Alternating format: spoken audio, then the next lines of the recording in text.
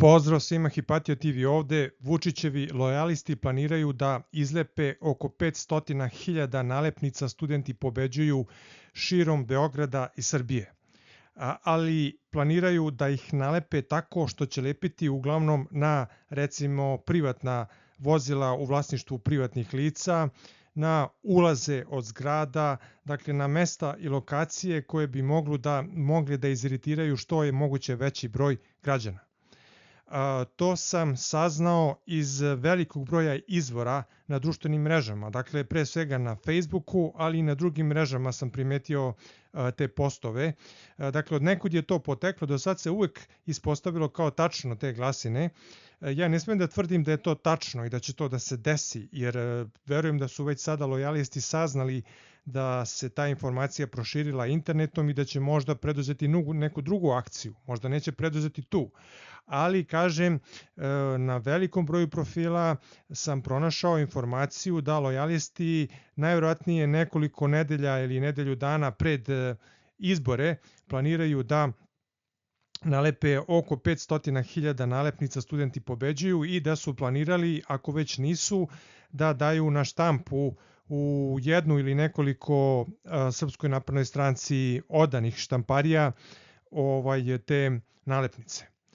Tako da eto, to je jedna vrsta upozorenja, da tako kažem, i prevencije, radi prevencije upozorenja studentima da vode računa o tome i da probaju ako mogu, pošto vrlo verovatno da oni imaju mnogo jače kanale od mene i mnogo jače izvore informacija, da probaju da saznaju da li je to tačno i ako je tačno da upozore građane da oni neće lepiti te nalepnice, nego da su to lepili Vučićevi lojalisti. Dakle, ja znam da ne može ništa da se uradi ako to Informer objavi, dakle tu ne može nešto mnogo da se uradi, osim da se dođe ponovo da se pred Informer i da se protestuje, ali može da se uradi što je god moguće više na vreme u kontaktu sa građanima, da se objavljuje dakle u svim mestima, ne samo u Beogradu, nego u svim mestima po Srbiji, da se upozoravaju građani na to, ovako što se kaže uživo i preko društvenih mreža i tako dalje i tako dalje. Eto, to je prva stvar koju sam teo da saopštim, a druga stvar koju sam teo da saopštim, danas je Vučić zajedno sa Sinišom Malim i kineskim ambasadorom posetio Expo, gradilište Expo i tom prilikom Siniša Mali je govorio na kineskom. Dakle, čuo sam ga da govori na kineskom. I u jednom trenutku je Aleksandar Vučić rekao da će Siniša Mali biti budući, da će biti dobar, da će biti budući kineski, odnosno ne kineski, nego srpski ambasador u Kini. Dakle, Siniša Mali je od 2012. godine, pre nego što će doći u Srbiju, živeo da li godinu, da li 2 godine, ne znam tačno koliko, relativno kratak period, mislim kratak, ali možda najviše do 2 godine, je živeo u Šangaju u Kini. On kaže da je tamo živeo poslovno, da je tamo epicentar svetskih finansija i tako dalje, da je teo tamo da ode da se obrazuje, ne znam šta god da radi. I danas je poprilično dobro, ja ne znam da li je ono tačno, dakle koliko je vrlo kad kineski ambasador nije ništa rekao, pa dobro, možda on nije teo ni iz kurtoazije da kaže, ali ako je ono tačno što je govorio, mnogo je bolje govorio, mnogo bolje izgovarao reči nego recimo Aleksandar Vučić ili onaj njegov sa naočarima, one mlade snage Srpske napredne stranke, predvodnik Akademije mladih, znate na koga mislim, u poslaniku Skupštini. Tako da mi veruje da je dosta dobro on to savladao, taj kineski. Ja ne verujem da je to naučio tek tako samo za tih godinu dana onako spontano. Vrlo je vjerojatno da je išao negde u školu, dakle negde je učio. I mene uopšte ne bi iznenadilo da se Siniša Mali stvarno priprema da bude ambasador Srbije u Kini. Naime, na šta mislim? Mislim na sljedeći scenariju. Aleksandar Vučić, postoji mogućnost da se, dakle, svi znate da je govorio da je nezadovoljan ovom vladom, da je nezadovoljan rezultatima i postoji mogućnost da raspusti ovu vladu. Dakle, u ovoj vladi sedi mnogo ministara koji su mnogo šta potpisivali što nije smelo da se potpisuje. A onaj koji kao ministar finansija možda i najodgovorniji među njima i najviše potpisivao, to je Siniša Mali. I ja mislim da Vučić ima planove da uskoro, dakle, raspusti ovu vladu, na čijem čelu je Đuro Macut, da Skupština izglasa da se raspusti vlada i da da je u zadnjem trenutku, dakle da izbore možda odloži tak tamo za sledeću godinu, da je zameni nekom drugom vladom, pod izgovorom da to nije zadovoljan nekim radom nekih ministara i tako dalje, i da između ostalog izvuče iz vlade Sinišu Malog i da ga što pre moguće pošalje u Kinu, gde je trenutno ambasadorka Stefanović. Ne znam koliko dugo je ona tamo u Kini. Dakle, da ga izvuče iz Srbije i da ga pošalje u Kinu, jer je Kina nekako najbezbednije mesto za njega.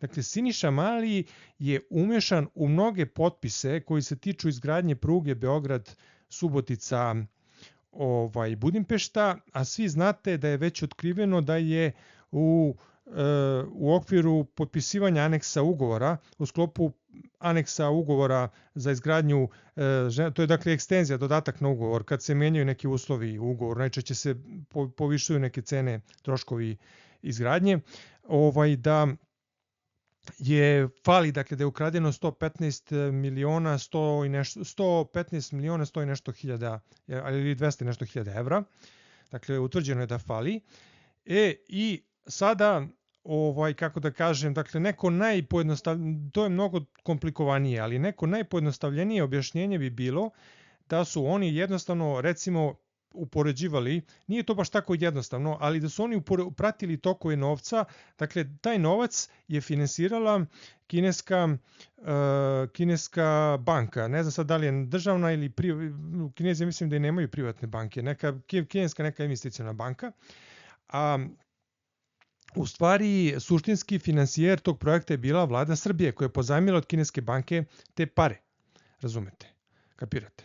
Sad tu se postavlja pitanje, dakle praćeni su tokovi novca, dakle kineska banka je pozajmila Srbiji pare, ja verujem da je onda da su te pare legle na srpski račun i onda su odatle krenule pare, odatle su išle pare, finansiran je projekat. Što znači da je Siniša Mali morao da potpiše neke papire. Razumete? Dakle, sad vam govorim neku moju logiku. Dakle, moraju da potpiše neke papire koji dokazuju da je i određena svota novca izašla iz Trezora, iz Narodne banke. Između ostalog, te neke papire je morala da potpiše i Jadranka, kako se zove, guvernerka Narodne banke. Evo sad mi stao mozak, nije Jadranka, kako se ona zove? Znate na koga mislim. Dakle, i ona je morala da potpiše. Jorgovanka Tabaković. Razumete? Dakle, i ona je morala nešto da potpiše i kako su oni sad došli do zaključka da fale pare, pa pratili su tok novca koji dolazi od strane države, razumete, i ovamo su upratili su ove papire, ugovor, aneks ugovora, šta piše, koliko šta košta i tako dalje i tako dalje.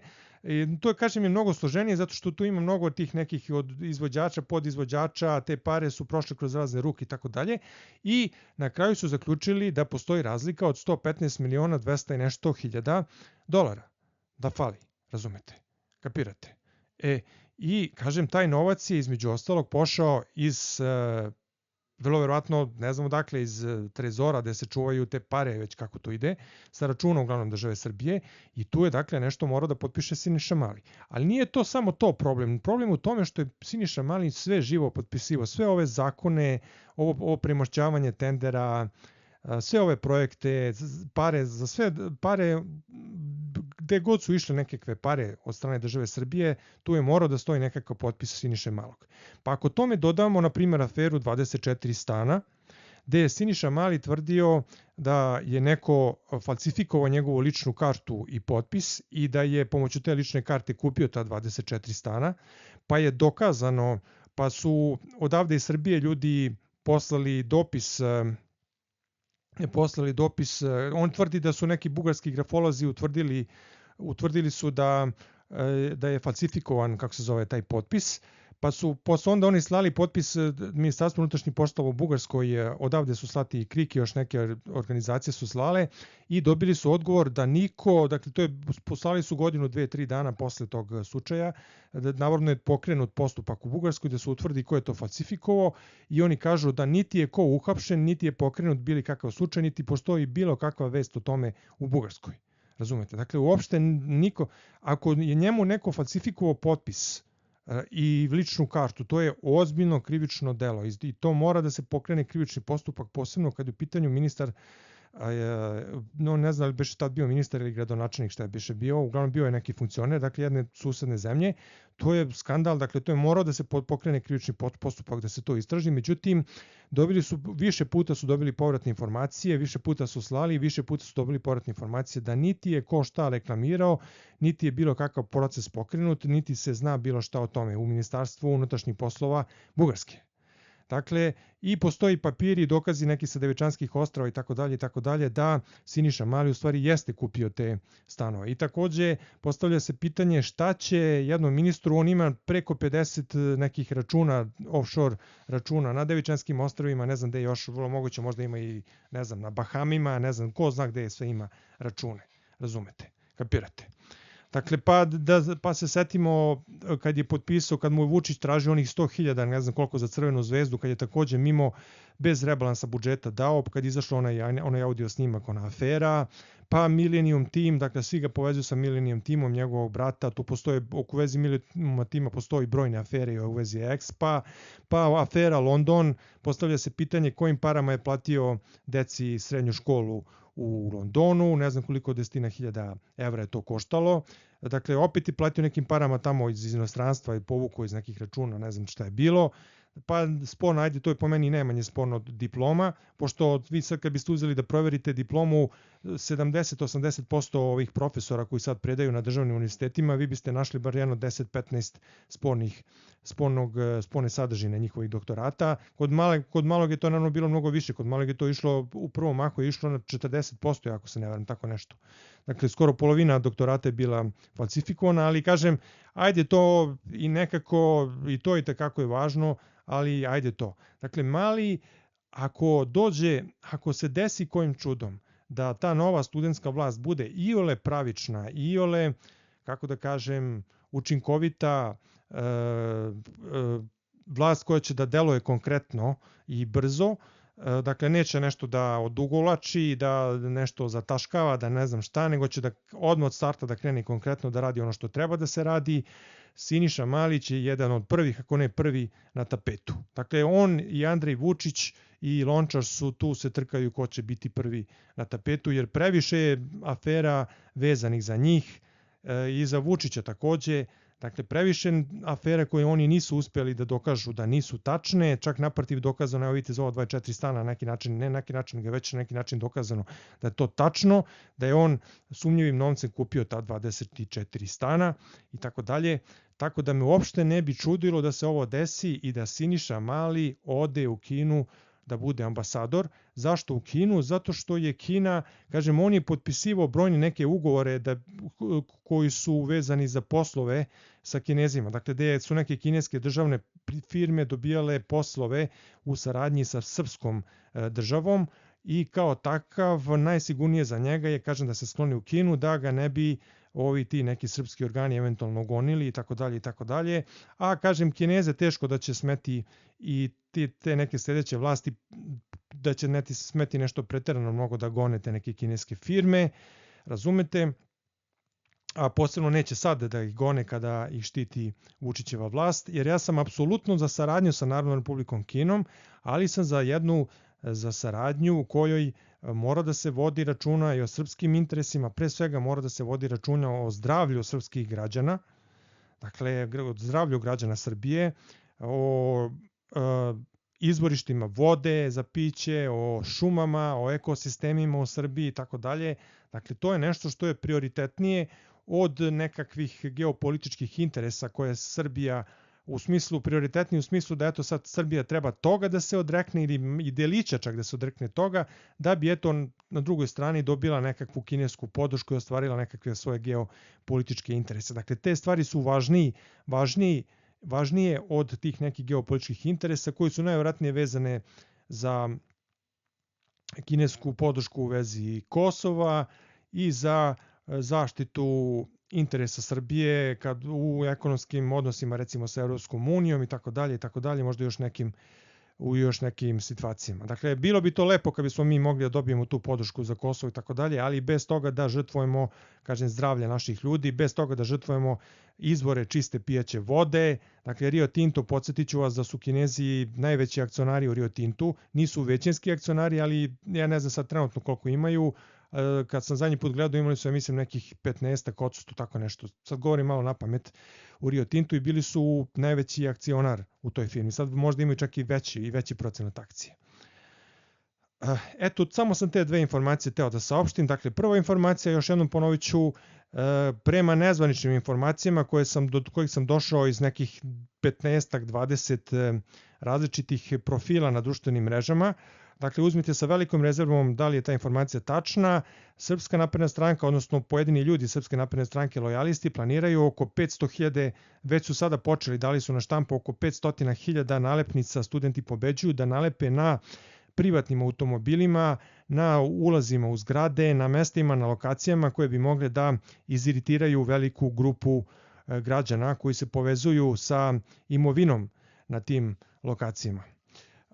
Eto, toliko. I kažem, druga informacija, Siniša Mali, danas Vučić onako možda malo u šali, ali verujte mi, ja bi to shvatio ozbiljno. Danas Siniša Mali govorio po meni relativno tečno kineski, nikad ga sad u životu nisam čuo da govori kineski, tako da vrlo moguće, bez obzira što je bio tamo godinu, 2 dana, nije on to mogao da nauči, tako baš spontano za godinu, 2. Siniša Mali jeste kapacitet, on je bio jedan od boljih studenta, dakle on i Dinkić su stvarno bili preko 9.23 imao prosek, on je mogao da bude i asistent tamo, profesor i tako dalje, očigledno da se radi o kapacitetu, što tiče kapacitetu, mislim kapacitetu mozga da kad je u pitanju ona logika, dakle onaj deo mozga za logiku i deo mozga za pamćenje, dakle verujem da je tu Siniša Mali veliki kapacitet i da on može da nauči brzo čak i kineski, ali ne može tako spontano da nauči za godinu dana bez toga da ide u neku školu i tako nešto. Ja mislim da on je dodatno učio, spremao se, dakle da bi ovako govorio kineski, ja mislim da se on spremao negde, da je učio negde kineski i da on stvarno priprema